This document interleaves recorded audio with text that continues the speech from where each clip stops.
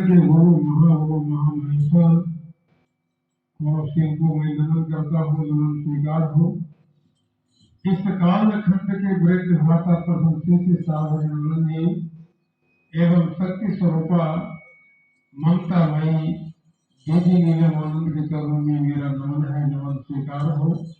उपस्थित सभी गुरु भाई बहना, जहाँ तक मेरी आवाज जाती है, दृश्य अदृश्य सारी सत्ता को नमन है, मेरा नमन स्वीकार हो।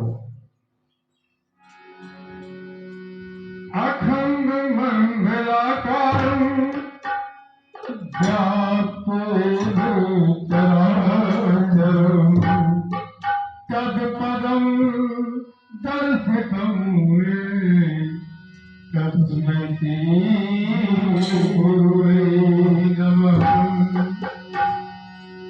अज्ञान धीमे आधस्य ज्ञान जन सलाकरा चक्षुरुन्मिलितं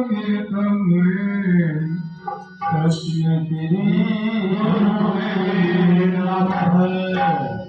गुरु ब्रह्मा गुरु विष्णु गुरुदेव महेश्वर गुरु साक्षात् परब्रह्म तस्मै श्री गुरुवे नमः। आदि गुरु शिव शंभु है, इनसे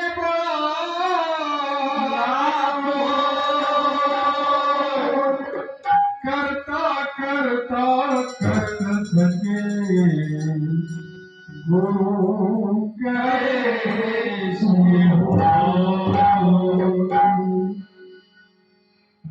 हर भोला हर भोला भोला भोला हर हर हर शिव हर शिव शिव शिव हर हर हर भोला हर भोला भोला भोला हर हर हर शिव